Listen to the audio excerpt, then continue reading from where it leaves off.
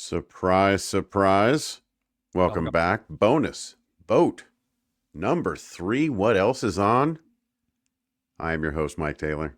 With me, as always, my co host, Mike Robertson. Ahoy, Mike.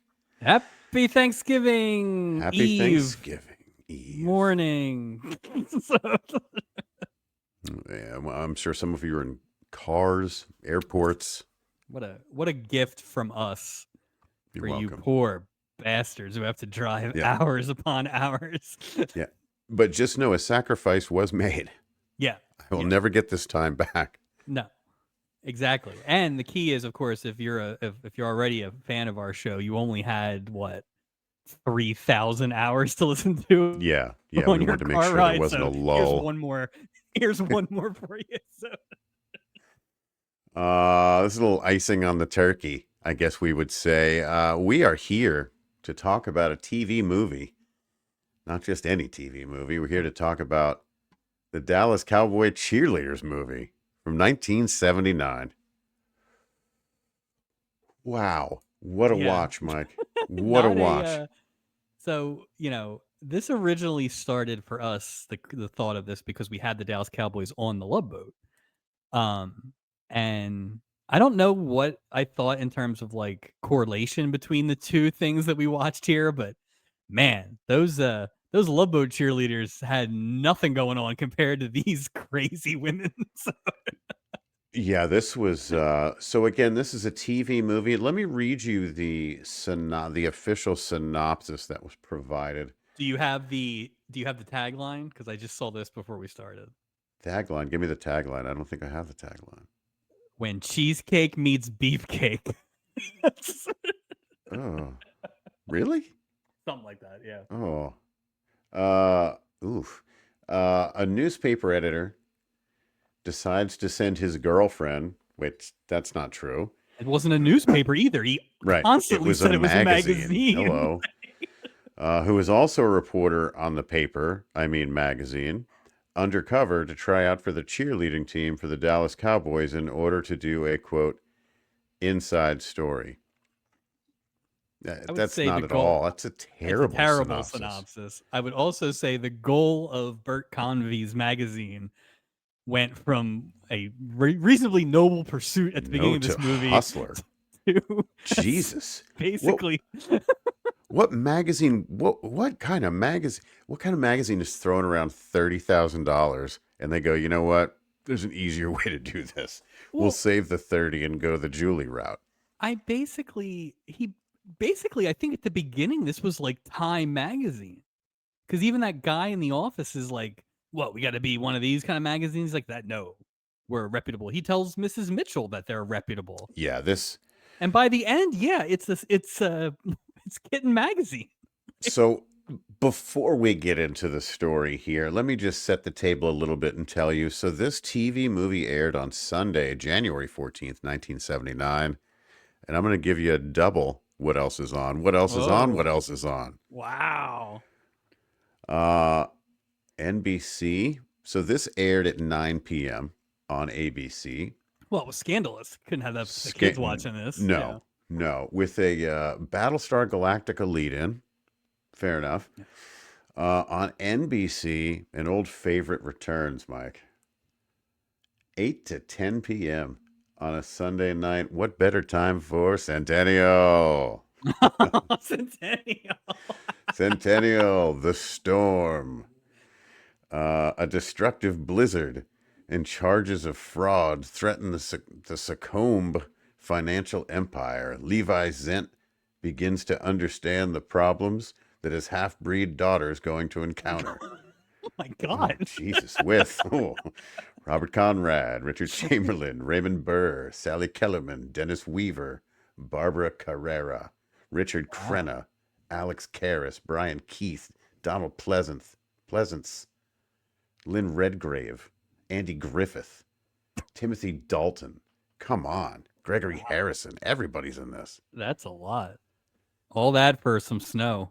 It snowed in Colorado. Who would have thought? And charges of fraud. Ooh, that's a 2-hour. That Levi Zent.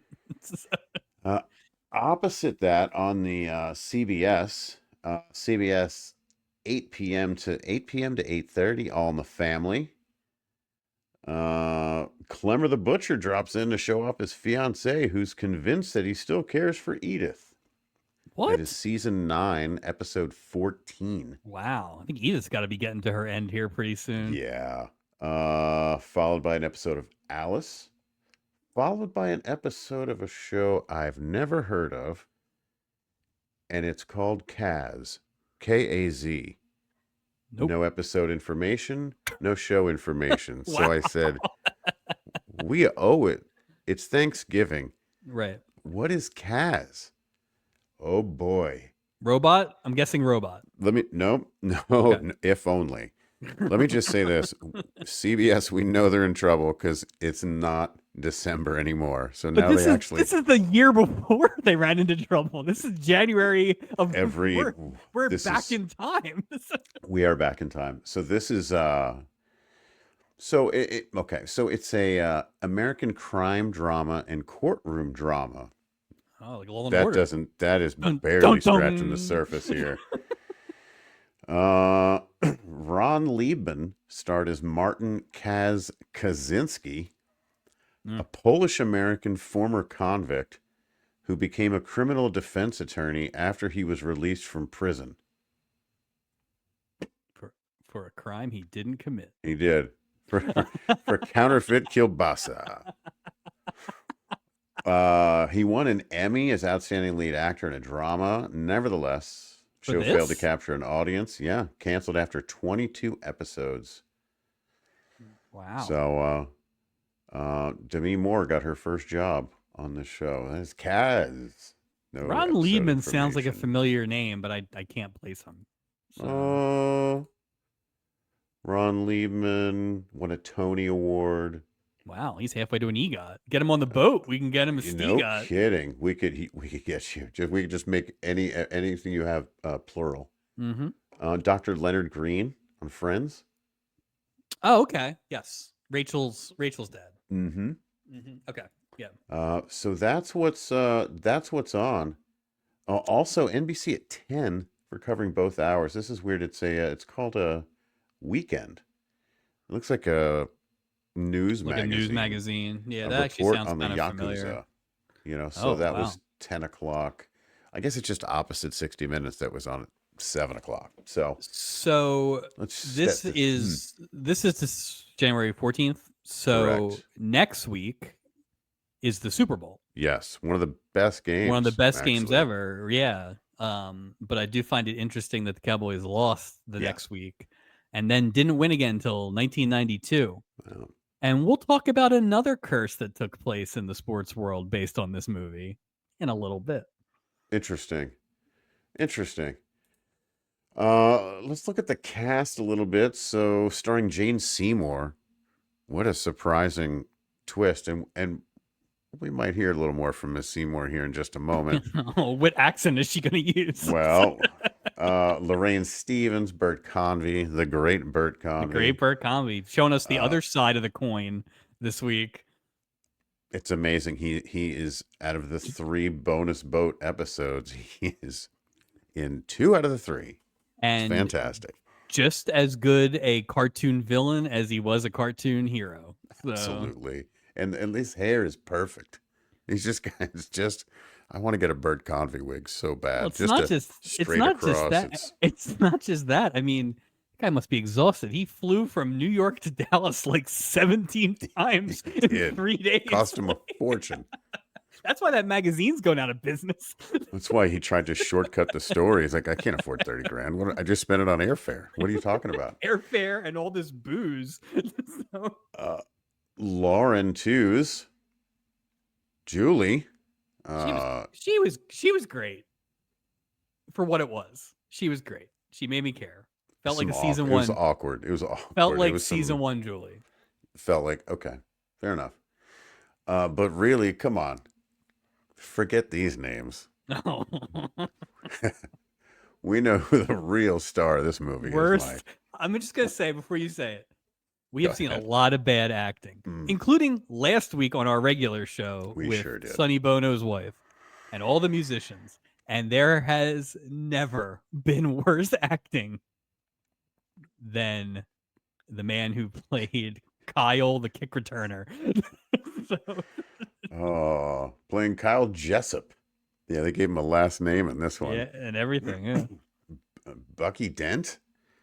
I say that with a question mark. I'm not sure Bucky Dent can read, Mike. I mean, he didn't even sound convincing. Like he was reading it. He was so bad. I don't. So once I knew it was Bucky Dent, I was like, okay, that's Bucky Dent. But it's not like I know what Bucky Dent looks or I sounds didn't like. know. I just figured the So worst. Look for the worst actor. right, and so it's like, okay, what's the story with this guy? Let me Bucky Dent. Like, Like, why did he get this why? shot? He's I not even don't. a football player. Yeah, like why would you even? So he was the MVP of the 1978 World Series, which made me think, did they have some deal that whoever won the MVP of the 1978 World Series was going to play Kyle Jessup, and they just got a bad break? So, It really it really sort of boggles the mind, to be honest with you. It really, really does. but Yeah. sorry, his performance was so bad that the Yankees, who had just won the World Series, would not win another championship until 1996. It's terrible. It's this terrible. movie brought down multiple franchises. Nobody's angrier than Don Mattingly about this movie. So, before we kind of get into the story and get rolling here, just I searched and found an interview, a recent interview, with Jane Seymour about her role in this movie. And when I say recent interview, October 16th, 2025. Holy not long cow. ago at all. Wow. So, did you do this interview once we decided to do this? I use it. My pen name is Sarah Thurmond, and I write for TexasHighways.com.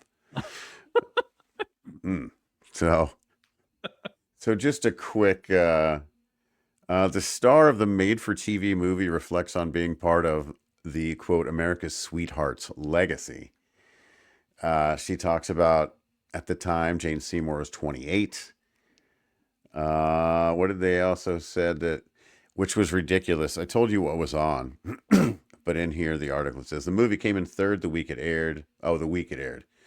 Got a 33 Nielsen rating, which is the equivalent of 24.6 million homes watched it. Yeah. According to Mrs. Seymour, it's the highest rated movie in television history. I don't know why they would need her to go for it. There is zero chance that's correct. Roots. Highest rated TV movie? So like a one-off. I guess that's possible. Still, I guess it's possible. But then they said it was only knocked off by the episode of Who Shot JR. I'm like, that doesn't even make any sense. So nowadays, Jane Seymour's 74 years old. She was promoting some mystery series, and they wanted to ask her, a couple questions. Here's a mystery. Yeah, right. Number one, did you have to go through cheerleading boot camp? Short answer, no, not really. They didn't really show her doing that much. I mean, yeah. So it said your character was a serious journalist. She's like, yeah, I think I took my character to heart. Author said, I recently watched the movie again. Jane Seymour interrupts her and says, I'm sure it's terrible. Yeah, fair. Author says it's quite entertaining and it has 4.3 stars on Amazon Prime. I don't think they understand the rating system. That's 4.3 out of 10. Out of 10. Yeah. That's not stars. It's just a number. I mean, I think this we'll get to this more towards the end, but I think this would probably fall at best in the so bad it's good. But yeah, it is not good. Yeah. So it's just sort of interesting. And she leads she talks about something else, and it's in my notes. I was gonna save it for later. Well, Mike, if you like this movie, oh no, you'd love the sequel. Dallas Cowboy Cheerleaders 2. Now that movie, no Bert Convey. The role of Bert Convey essentially is played by John Davidson. Oh. And the lead person is that the head of the cheerleaders, Suzanne Mitchell, played by Lorraine Stevens, is like same character. The focus, right, of part 2. And it says here they offered her a role in part 2, but for way more money, and she said no to it. How would they have written her back in? Like, that wouldn't have made any sense. another story, or she's just. I mean, Yeah, I mean that's. here's Yeah, what I'll say: there, as bad as this probably is, Mm. the plot ish was logical. I mean, it's more logical than some of the storylines we talk about. Oh my god, absolutely. Yeah, I mean, mean, like each of the people's individual storylines made some sense. Well, I mean, some sense. Right. I would All right. say there were some jumps of logic in various points, but I think if you just took like a not that synopsis that you read earlier, but like a two line sketch of each of the storylines, I think you probably at least makes more sense. And to your point, I agree. 10 of the last 15 storylines we've seen on our other show. So True. That's true. That's true. So we all right, we set the table properly here. Let's get to it. So the movie begins. We're in Bert Convey's office. Yeah. And he works for not a newspaper, a magazine. We don't know what magazine. Unnamed magazine. Unnamed. And there's talk about Dallas Cowboys being the hottest thing in the world. These are the hottest gals in the world. I've been watching this cassette for a week. So he is fired up about these Dallas Cowboy cheerleaders. And then this sort of mousy looking gentleman was like, "Oh no, I don't think that's a good idea at all, sir." It was just Convey like should have hit him with his drink, like he was half mole. You had to fill it up with something in the middle. And then I was like, "What do you think that is?" It was Coke, Jack and Coke, something. No ice though, which I thought was anyway. They're in their office saying, "Oh, we got to get this turpentine." Yeah, pine tar. It's whatever. It's whatever Bucky Dent has on. Whatever Bucky Dent's drink of choice. I saw a guy once. We were out and about, and he ordered, "Can I get a double of Jägermeister over ice?" And like sipped on that. And I saw him had another one, and I was just like, "That is just terrible." It's odd. It's an odd choice. I will think it's like you're doing it to be odd. To be honest with you, like so I'm actually having because it's chilly here in the Oh, yeah. Thanksgiving season. Is that I'm having Jägermeister? What is that? No, it's not. It's a little blackberry brandy. So same concept, but a lot different delivery mechanism. So I never thought blackberry brandy would be classier then, but it's definitely classier then. Listen, so, Convey points out a couple times that the Super Bowl broadcast basically ignored the game and just focused on the cheerleaders. Now, I did not have time to watch it, but I did find the 1977 Super Bowl of the Broncos and the Cowboys. So I am curious just to scrub it and kind of see how much time. Get a stopwatch on that. Yeah, yeah. And so just realistically, like how much are we even talking about? But we did fail to mention before we got to Convey's office one of the greatest theme songs in a movie I've ever heard. Sunday afternoon fever, catching the fever, bringing me down. So there's a lot of that, but it was really catchy. It's been in my head all week. I don't know where they got the money to license all that music. How did they must have. I mean, besides that song, there were actual songs I knew in the dance club. It was weird because they just would loop it. It would be like the same part But Sunday Afternoon Fever. Sunday Afternoon Fever. I wonder if there's a soundtrack to this. That would be great. I kind of hope Charo sings it next week. Nice. I know what Charo sings.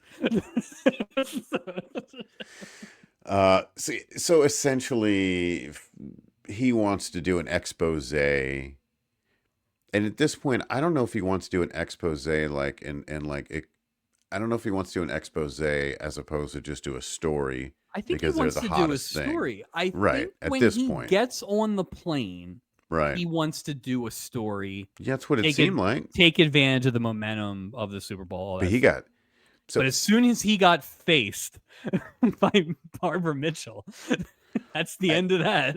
So Bert Convey's like, okay, let's do this. I'm gonna write this article. This one's personal. And he said, I have the perfect person for it. We don't meet her yet. He's in his first of many flights to Dallas, Texas.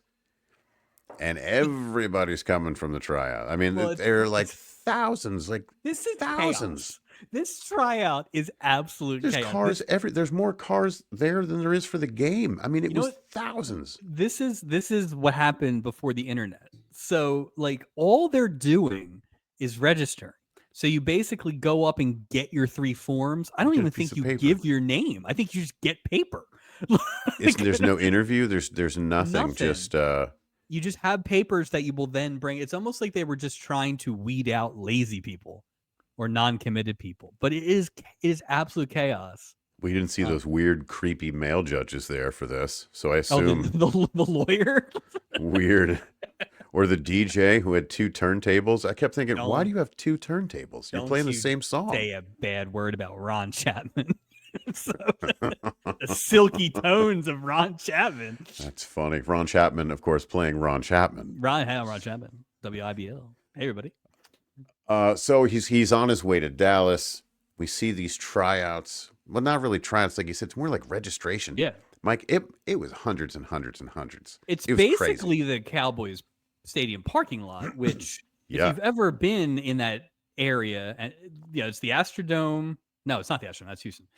No, this was Texas Stadium. Texas Stadium, and it's not when the Rangers Stadium was even there. I don't No. think so. It's literally just There's nothing else there. high as your eye. Like it's just parking Flat. It's like Kansas, but mapped out with parking places. right with grids. Yeah. And it was just all types of ladies, just all piling in because apparently, Mike, everybody on the planet wants to be a Dallas Cowboy cheerleader, And not just people from Texas, it turns out. No, New York.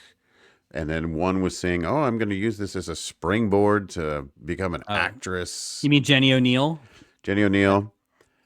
And then let's not forget about Betty Denton from Tyler, Texas, who was kind of pushed in this direction by her husband. J.R. Weird. Denton. Now, let me also point out. No closure on the Denton story, by the way. We got closure. Let me point out that I have been to Texas once for a wedding, a friend of ours, and I spent some time in a little town in North Texas called Denton. So Betty Denton was from Tyler. So how about that? I don't know where Tyler, Texas is. I've never been there, but I've been to Dallas and I've been to Denton. Been to Denton, but that's her last name, not where she lives. Right. Where's Denton near? Denton is very close to the top of Texas, like the little box. It's very close to Oklahoma. Interesting. So interesting. I remember driving through Oklahoma, lots of buffalo. Yeah. Lots of buffalo. I was disappointed I didn't put foot in Oklahoma, so I couldn't count that as a state I've been in. So, because I'm probably never going back. So, but Mike, let me just say this. I think I'm jumping ahead here because what I didn't show is the current cheerleaders who want to scope out the comp tryouts. There's a teacher. Well, the teacher is in the park. I don't want to mess up the introduction to the lovely, the talented Bucky Dent. He's playing pickup football, I guess. Well, but he's also trying to practice because at one point he's like, "Kick me one," which we find out later he's going to try out to be the kick returner. So it doesn't feel as organized as it probably should be for a guy who's going in for an NFL tryout like tomorrow. No, this isn't the minor leagues of the NFL. This is XFL in the woods. If I remember correctly, when the other teacher comes in to cover her, it's for recess. Yeah. Which means this is an elementary school playground that Bucky Dent is trying out. He's took over. You don't mind if I prep for my pro tryout on your playground, do you? Did you recognize Joanne, the cheerleader? Did I recognize Joanne, the cheerleader? I don't think. Ellen Bry is her name, but I don't know. I didn't recognize it the first time, but when I saw the name, I was like, wait a minute. Ellen Bry was the female two-hander of the worst episode, I believe, of last season. She played Leslie Nielsen's daughter in the newspaper versus union leader thing. She is the person who was called Genghis Khan. She called her boyfriend Genghis Khan, and he said, "You're dumb." That's That's right. So that's her, but she didn't have that Texas twang that she had in this one. Well, I mean, So, Julie didn't either. I mean, if we're going to talk about accents, I feel like Julie's Texas was a little less offensive than Joanne's. Joanne's was ridiculous. it was pretty bad. It was pretty especially bad. towards the end, as she became less interested in Bucky Dent, the twang picked up. So I was hoping Jane Seymour was going to do a New York accent, but then like a New York accent, somebody from New York trying to do a Texas accent. I was looking for a deep accent from Seymour. Jane Seymour vacillated between several accents, including for all you Christmas movie fans, whenever she's like the Queen of Moldova or whatever those made up towns are, she had one of those accents. I kept waiting for her to like marry the butler. She didn't know what to do. It was a couple minutes where she wasn't sure what movie she was in. So we meet Bucky Dent, who's prepping to try out for the Cowboys. She's a current cheerleader, and in a comment, something to the effect of, if you make the team, we won't be able to see each other. And I thought, I don't think that's gonna be an issue. I don't think that he's going to make the team. He's training in a children's playground. I also don't think you're going to want to see him again. This is like your first date and you're having these conversations. Like, it's just first date. It wasn't even a date. No, he just stepped on her sandwich. He stepped on her egg salad. I'd be pissed. Egg salad sandwich. By the way, having been in Dallas in August, egg salad sandwich in the daytime, terrible choice. Yeah, not a good day for an outdoor mayo-based salad anywhere in the state of Texas. So again, Bert Convey flies there. All a bunch of ladies just parks in the middle of the registration. He just walks right. Yep. And he's just like, hey, I want to do, a story. And this lady, Suzanne Mitchell, who's like kind of the head, she's like, no, I need you to write this, and then just giving him hoops to jump through. And no, he gets it. He gets it. And this is where I think on his flight back, that 3-hour flight back, this is where he plots his revenge. So he's in 6 hours total flight time right now. Let me just write that down. Well, not just that. He probably works in Midtown. He has to drive to LaGuardia or JFK. Like, that's a nightmare. He lives in Connecticut. Let's just stack it up. Or he lives in Jersey. Yeah. No, he's just going to Jersey. No way. Yeah. No. So, and again, there's so many women there. So many women trying out. We do see Jane Seymour accentless, who's offered $30,000 to write the biggest story of the year. And at this point now, Convey has decided that his first story ain't going to work. So now he's got to lie. Yeah. And he's going to have Jane Seymour make the Cowboys and then write a scathing expose from inside. Yeah. Which, quote, A for ingenuity. Like, that's a better way of doing business. Absolutely. His quote was, make the team, become a cheerleader, super easy. Yep, no problem. Never mentioned at any point that she has any experience as a cheerleader, or dancer, or anything. So, but apparently you can just be anybody and make this team, because they don't really. You have to do like 2 seconds of disco. Oh, 2 seconds of disco, and you have to like learn one dance step. So well, again, I go back to, so again, this is the biggest story of the year. Mike, let me get your opinion on other big stories of 1979. Is this a bigger story than the Iran hostage crisis? Potentially. Potentially. It's early. Is it a bigger deal than Earl Weaver managing his 1,000th game? Yes, this actually is bigger than that. Yeah, it's a bigger deal than that. I agree. Yes. I agree. That's all I got. 3 Mile Island? Yeah. No. Oh, no. No, I'm just kidding.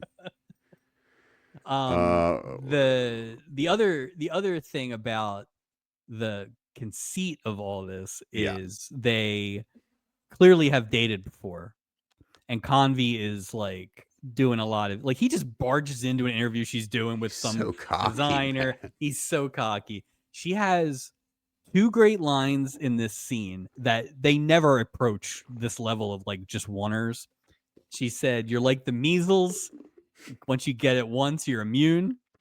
And then my absolute favorite one was, Convey's talking about, come on, baby, we used to feel for each other, we used to care about each other, and she's like, no, you're right, we both were in love with you, and it was just like, damn, That's girl. good. That's good.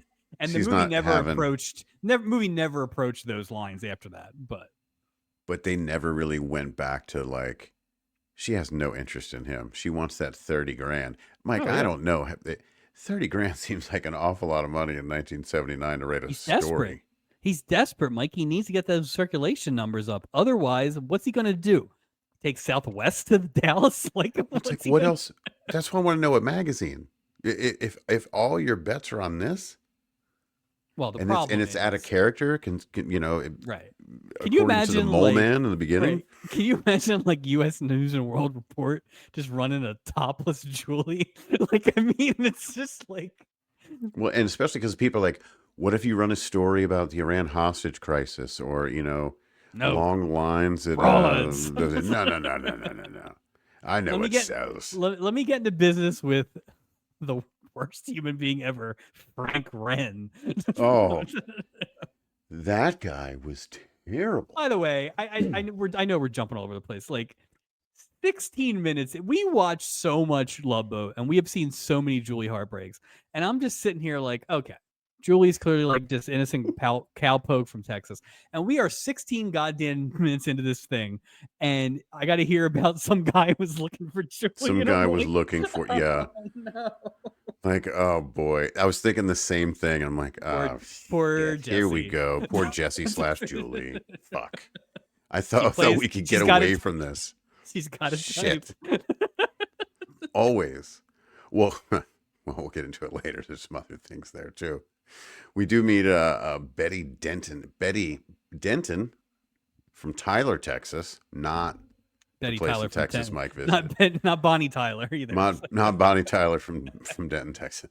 And her husband JR is the one pushing her to try out. Quote, other women are old way before their time, Betty. So he's a lot of JR's comments are like, you're finally going to have some fun. And I'm thinking, dude, you are mainly responsible for why she's not having fun otherwise. Yeah, So, yeah, he doesn't seem like a no. he doesn't seem like a he doesn't seem like a fun guy. He's not. He doesn't work at whatever the Dallas equivalent of MIT is. So Oh yeah, I don't. I think he makes he does nails. not attend. He does not attend North Texas, the Juilliard of the South. So What do? I do what's called sandblasting.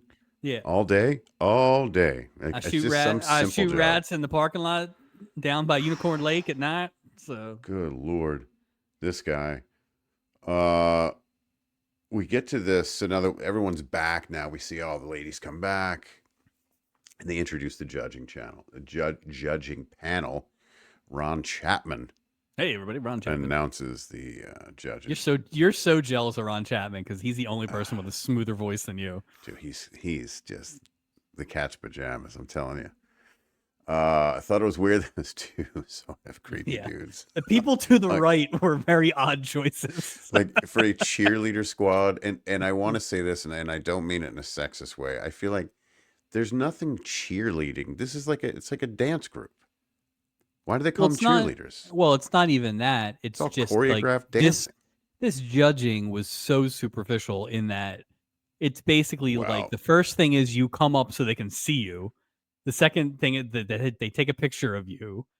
They have to make sure you can like stand on your feet. That's basically what the thing. Yeah. So basically, the idea is they say that 40 semifinalists are going to be chosen from the interview alone, which is what you're saying. You're going to come up, you're going to blah, blah, blah, what's your blah, blah, blah, whatever the interview is. Not a deep interview. No. Not a deep interview. No. Yeah. If you can stand up and like continue, not like, well, yeah, they want to make sure you're not a Bowser. I mean, there's no like, true. They should have had like a really like nerdy lady come up, and the question was like, so so it was just like they trail off. Like, doesn't even. Yeah. But I didn't hear the question. It doesn't matter. Thank you. It doesn't. Thanks for wasting your time. It doesn't matter. So the 40 semifinalists are going to be chosen for this interview.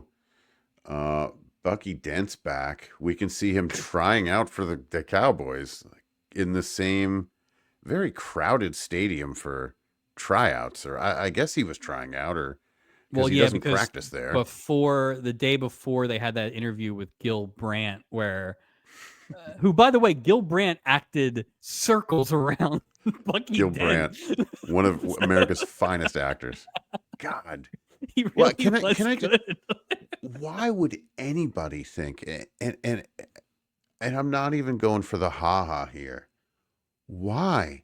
Yeah. Out of every, you could have put anybody in this thing. Because it really Bucky is Dent? like whatever the movie was, the acting was fine everywhere else except Bucky Dent. It It was wasn't like so you bad. had Yes. you know, it's funny. If they had used the cheerleaders that were on the Love Boat, who were the actual Sure. cheerleaders, and the acting was a certain level, then you could Would have have been been like, parallel. okay, that Sure, makes sense, sure, right? sure. But these were all actors, and the acting was absolutely fine in this thing.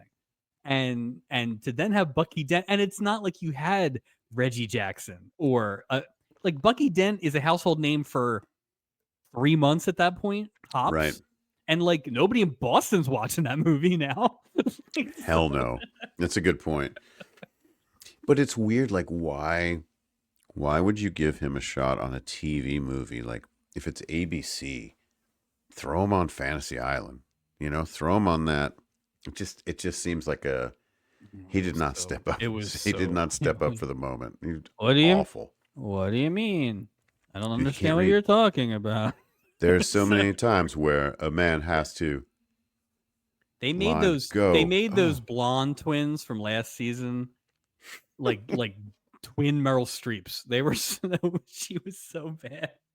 I mean, this is making like me rethink Tennille's acting chops. Like, wow, she wasn't that bad. It's very possible of the now 68 shows we've watched or whatever. It's the worst. It's the worst acting I've ever seen. It is truly horrendous. It And really we do is. have a pretty substantial sample size. Like, I feel like Yeah. if we say that, we've seen some things. Oh yeah, yeah. And we've at seen least some. at least the singers are we've seen them sing when they're acting poorly or whatever. This is like it is funny too because we talked about a lot of American League shortstops a few episodes ago. And we never mentioned the acting stylings of Bucky Dent. Well, who was worse, Bucky Dent or Ricky Nelson? Remember, he wasn't great either. Not Ricky Nelson. It was No, the not other Ricky Nelson, I'm Nelson, sorry. right? Other No, I Nelson, know, right. but it was the other Nelson. Gunner, whatever. Gerard, no, whoever Yeah. it was, couldn't even. He could only. But you know what? I could throw names at you all day. But you know what? It's in the ballpark. So. Yeah, it's pretty bad. So Bert's back. Okay, now we're on flight 3. Flight 3. Jeez. And he's there because he moved the due date up on the article. A month. This thing, she left. She just landed. Yesterday. She just got here. This is like the guy that was Vicki Lawrence's editor when he kept calling for you got any new information? Like, you just got off the phone with me. So. Well, the funny thing, too, is there's no discretion. Why would he want to be seen? Like, zero discretion. Like, if she sees me, whatever. I will say this. Like, they did a really good job. Convey did a great job of capturing ego in its truest form. Oh, he didn't like give this two guy craps. This guy knows that he is screwed if he doesn't get circulation up, Right. but not at the expense of his coxmanship. How dare you, sir? So he's just throwing out money numbers. He didn't have that money. I'll give you 30,000. Yeah, sure, whatever. Hey, listen, could you pick me up? Look at this straight hairline of mine. It just goes straight across my head. If I make 2 more flights to Dallas, I get a free sub.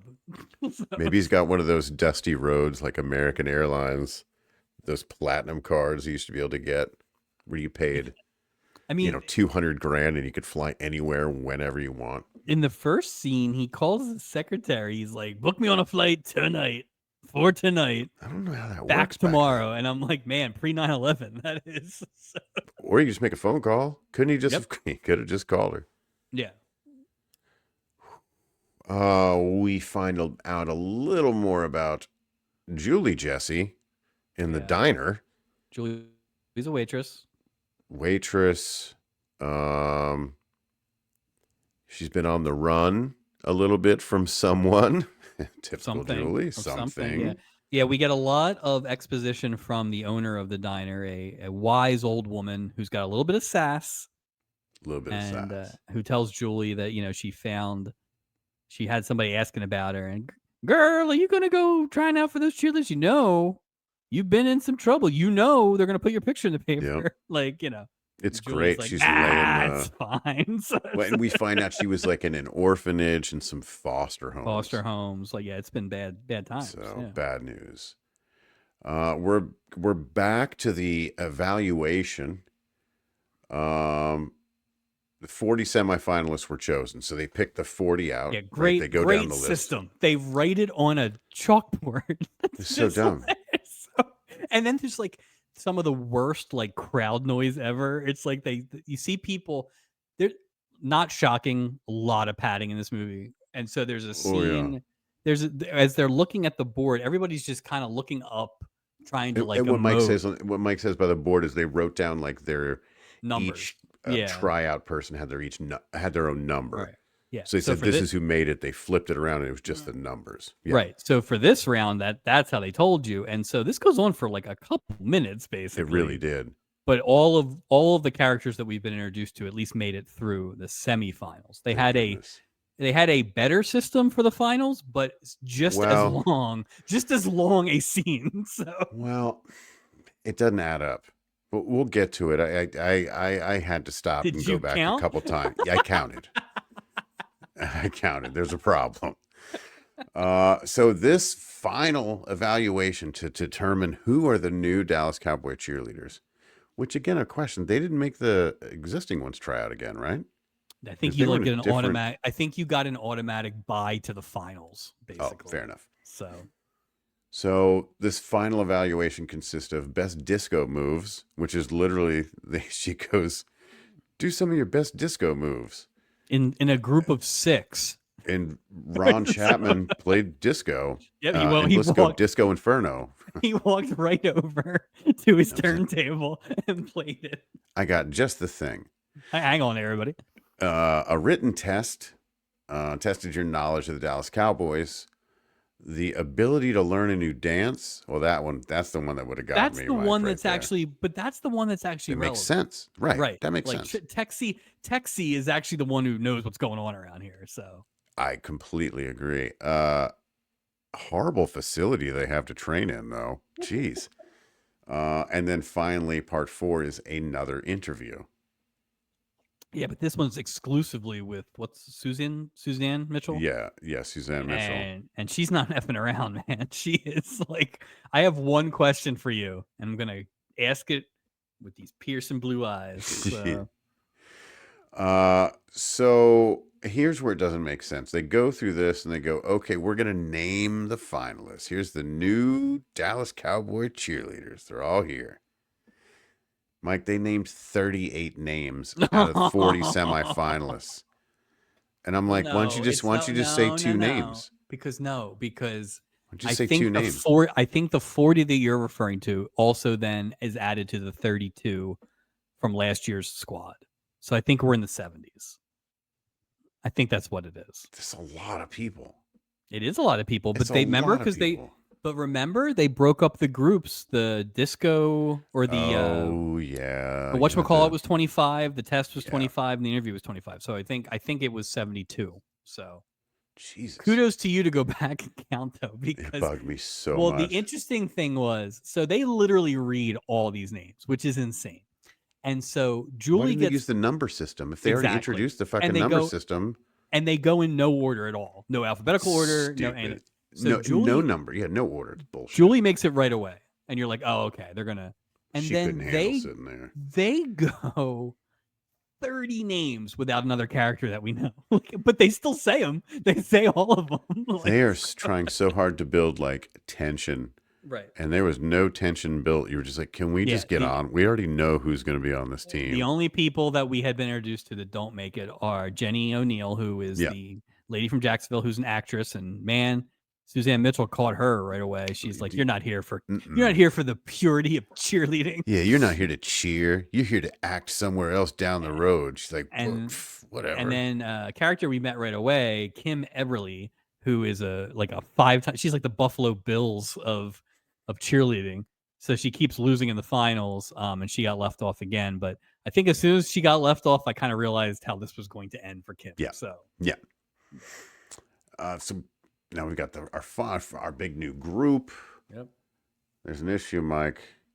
Somebody's picture's in the paper. Uh-oh. Just like that sassy but wise. wise woman in the diner said. Uh-oh. So, and maybe help me fill in the gaps. There's not much more left here to share, but No, the only thing I wanted to bring up was, so Jane Seymour initially starts talking to the girl from Florida. That's right. And they decide to get an apartment together. But then she gets bounced, and so she moves in with Betty Denton. Now, Jane Seymour is clearly doing this to get some information for her article, but Right. Jane Seymour flies down on, let's say, a Tuesday. She goes through the semifinals. She then has to, I guess, go get an apartment. She's busy. Then Learn Wednesday's dance. the finals. Then she has to find another roommate. Like, maybe don't get an apartment right away. When is she supposed to write the article? And where is she supposed to write it? Remember at one point she turns on the music in her room. Oh, she's yeah. talking into a tape recorder. So I think that's what that is. So, I mean, yeah. Okay. This is going to take her forever to write that story. She's It's only not been just there that. a day, and Bert's mean- like, "Where's my damn story?" Like, I know Bro. that I know the Unnamed magazine is paying for the apartment, but it's like you still have to fill out paperwork and go through all that stuff. You Credit can't do all check. this. Yeah, you can't go from 2 flights and get an apartment in 36 hours. That's crazy.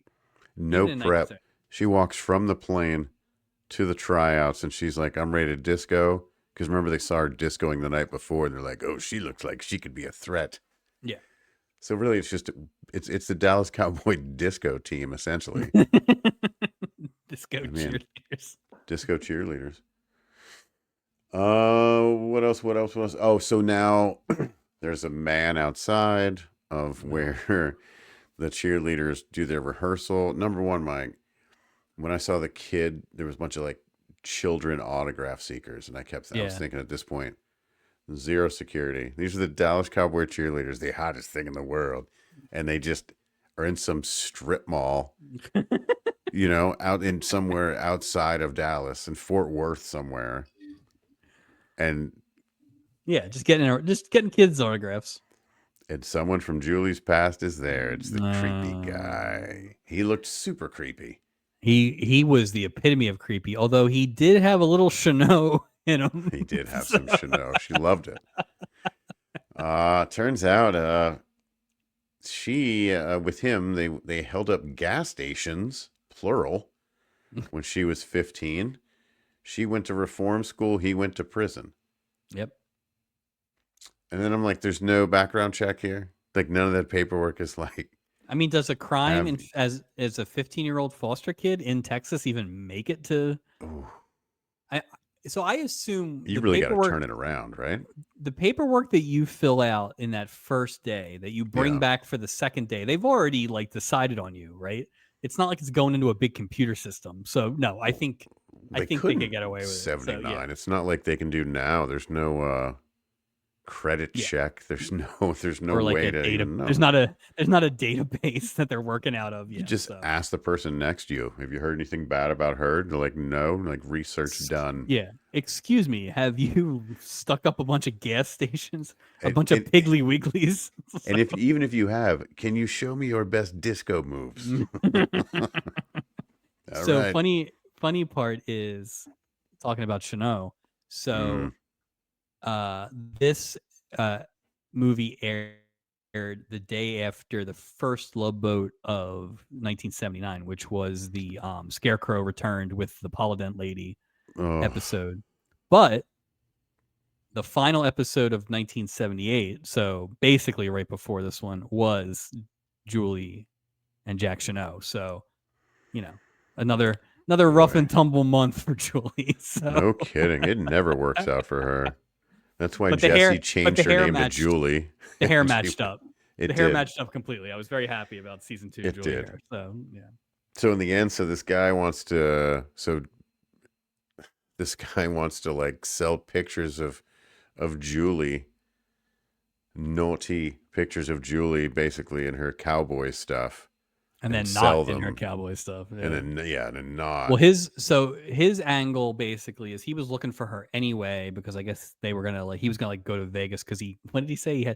I've had some deals I thought were gonna work out, blow up in my face. So great. Yeah, this guy What is a great. what a shark. What What? a shark this Well, guy is. So. how would he even see that in the local paper? He didn't grab me as a newsman, somebody that's Because it's reading the paper on a and that weekday. paper just could have been out. Like it was That's just true. around. That's true. He knocked over an honor box, so He would knock over an otter. Did you say otter box? he invented the otter box, otter and then box. he knocked over the honor box. Yeah, he looked like was it My Bodyguard? Remember that movie with the Chris Makepeace? Oh, He looks yeah. like that guy. He definitely has a late 70s creep. Like a Yeah, he's like ogre creep look or whatever. But yeah, this guy sucked. And I felt so bad. I was just like, oh, come on, man. poor Julie. Poor Julie. Why can't she be the reporter? Like, Because come she on. really, because honestly, like she got lower billing, and I think part of it was alphabetical. But like she really, except for Jane Seymour, had the biggest cheerleader role of anybody.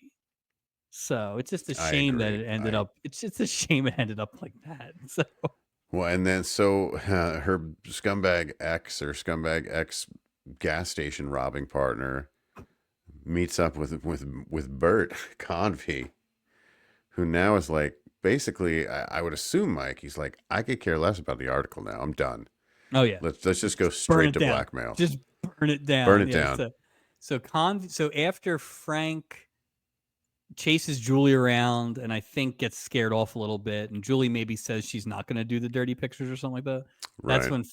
That's when Frank calls Convey, because Convey, when he was in one of his 38 trips to Dallas this week, just let everybody know. He like put a board, like a bulletin board message up that's like, hey, if you have smut on one of these cheerleaders, let me know. Call me. Yeah. 24 hours a day. And so Convey is listening to the latest dailies from Jane Seymour, and he has to put his phone down so he can talk to Frank. And they get some seedy motel. Oh my God. And they've like hatched this plan. When I say they, Jane Seymour and Julie and Mrs. Mitchell. Mrs. Mitchell and the sassy lady at the diner probably had something to do with it too, I'm assuming. Like, instead of just calling the police. Well, they call the police. Well, they do, but they catch them. But she's like in her cowboy's uniform. And they're like, okay, now take off your vest. He goes, Bert Convey tells the Mongo guy, now tell her to take off her vest. Convey's a man of respect. He won't ask your woman to take off her vest. Oh, then they bust in with the sheriff. Oh, you're, rented this room with the intent of like filming. You're renting a public inn? Public inn for Lotharius way or whatever. It was some biblical charge they did. I don't know what. And it's great because Convey's like, I should have known. I smell the frame. You see, but like Convey wants to beg out of the deal, but that Texas cop is like, nope. If you want, we can file charges on him and chase him up to New York City. I loved it. He's one of those guys that'll pull you over and break your taillights and be like, taillight out. He's like Porky's brother, basically. You don't want to mess with that guy. So what do you think happened to Frank when they haul him out of the room there? Did they arrest him for stalking or something? I think Frank, I don't know. Because Frank didn't rent the room. Right, the room is definitely not in Frank's name. It's not in Frank's name. Frank can't even write his name. Yeah, unless his name is X. I was going to say this room is an X. The branding iron. I think Frank might be a little institutionalized, to be totally honest with you. I think he just needs to just come up with some reason to keep him. They just put Frank in like a dunk tank. He's just make him like a trustee at the jail, but he's just too dumb for his own good. The interesting part was that this got led up to because Julie doesn't show up for practice because of Frank. Right. And then Jane Seymour goes to find out what's going on, and she quickly puts together that the smut peddler is Lyman Spencer. So weird. But the only kind of quote unquote acting scene left in this thing was Jane Seymour goes in to kind of spill the beans to Mrs. Mitchell. And I don't know, I thought that scene could have had a little more teeth. Like it was there were no claws on that cat. It was just I feel like they portrayed you might Mrs. want to throw Mitchell, me out. Like, right. What? I feel like they portrayed Mrs. Mitchell as this, like, you know, bitch in the boardroom and bear in the bedroom and all this stuff. Right. And then, like, not that she didn't do what she would have done, but it was just like there should have been a little more like rivalry between them. She would have thrown something at her, something. She'd have been pissed. Yeah, like there had to be an initial reaction. It almost should have been Jane Seymour shouldn't have been the one saying I'm going to leave. Jane Seymour should have started, and Mitchell should have threatened to throw her out, and then Jane Seymour has to give her more information. You know what it is? I wanted to hear the phrase, "Let me explain." Right. Exactly. By Jane Seymour, but it wasn't even like she's like, yeah. Suzanne Mitchell's like, okay. Yeah, I guess keep talking because I don't want her Listen, if I don't want her running and my football team's cheerleaders. Actually, well, that's a trick. She kind of. New York Giants don't have cheerleaders, Mike. I'm just. Yeah, they don't have a lot of wins either. Yeah. or a full-time coach. The other thing is too, Betty Denton at one point when JR comes up to visit at the end is kind of like, hey, I'm going to tell Suzanne I'm going to drive back and forth every day. They specifically said at the beginning you have to live in Dallas. So people are just running over her. She realized that dude can't deal with any of this. I'll tell you what was nonsense. Careful what you wish for, J.R. Denton. I call shenanigans on that one scene. So he comes to visit her. I know. Yeah. And he just wanted to hang out and quote get reacquainted. Right? Which means he wanted like, you know, a hamburger steak, you know, and some lovin', basically. You know, and some Hank Senior. But instead, she's like, we go to this disco, which again, I'm like, why would you know he's not going to like this? She drags him there. And the second he walks in, one of the hundreds of men with mustaches, would you like to dance? Starts dancing with her. And it's so weird. He was the understudy to Bucky Dent. If anything happened to Bucky Dent, that guy was going to be Bucky Dent. He got his SAG card, which is I knew watching that was going to be the scene you bumped on. And not unfairly, but yeah. But they made their point, but ultimately they got back to it. So that's but the it thing. never. Like, so she just quit, right? She quit, moved back to, and that was enough. Quit? But did she quit? Because the first time I didn't think she quit. She said that, and the second time I did, but they only replaced Jane Seymour. So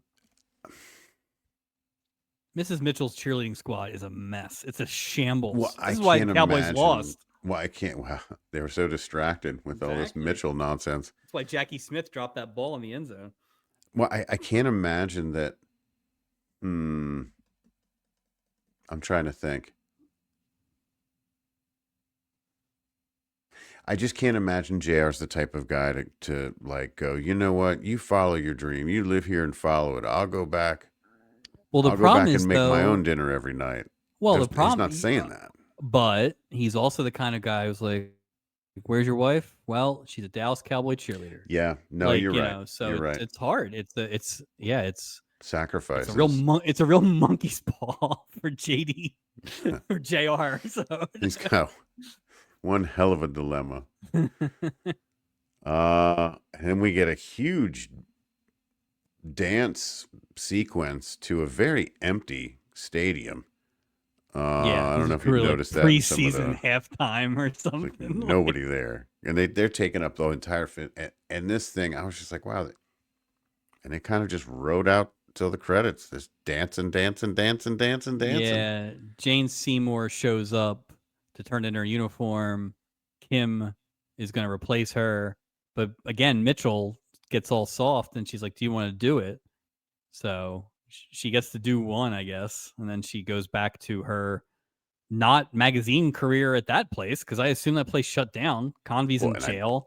I assume that the magazine wasn't paying for that. Now she has a lease, Now her credit she shot because she has to break the lease on an apartment unless she just stays a cheerleader. So what happens in the? Well, Yeah, that's why there was the a irony sequel. is she'll end up being a New York secretary. I mean, I guess she's got that interview with the fashion guy. That's true. So. That's true. Or maybe she can dance every night with a guy with a mustache. That can do something like that. You want to dance? Sure. Throw a rock in that town. So. Well, she could teach Bucky Dent to It really act a little is. bit. It's an hour 35, I think, or so It was of fine. runtime, and it was like, there's 25 minutes of dancing and cheerleading and stuff. It was obviously. fine. Listen, and there's a lot of like mission prep kind of stuff. But no, it was absolutely fine. It was weirdly entertaining. Yeah. I don't think I would have liked it as much if Julie wasn't in it. I agree. I needed that. I needed that anchor. I needed that hook. But no, it went fast. They weren't trying to be anything they weren't. Like they didn't. At no point was there like a 5-minute soliloquy about, what being a Dallas Cowboy cheerleader means. There wasn't none of that stuff. It was perfectly fine, and I think I would have probably watched it over Centennial in the snow back in I would have January of '79. So I will say I think this is a strong addition to the What Else Is On series that we have going on. Yeah. And also remember, there is a sequel. If you love Suzanne Mitchell, she's back in Dallas Cowboy Cheerleaders 2 with John Davidson. We're not doing that. I think we have. No. I think we have exhausted the Dallas Cowboy Cheerleaders. On no our kidding. Show. Yeah, I think we're good. We did it. We had 2 of those and 2 Conveys on this bonus run so far. I don't know. I feel like we haven't even touched the world of the highways. There's a few. That's true. Maybe we should talk to. You know what? Next bonus episode, an interview with Texas Highway reporter. Texas Highways. Sarah Thurman, or whatever her name was. Texas Highways, Sarah Thurman. There you Texas go. Highways. Subscribe. That'll be our next bonus episode. Very special interview with the person who interviewed Jane Seymour about a movie that I 100% guarantee you she does not remember anything about.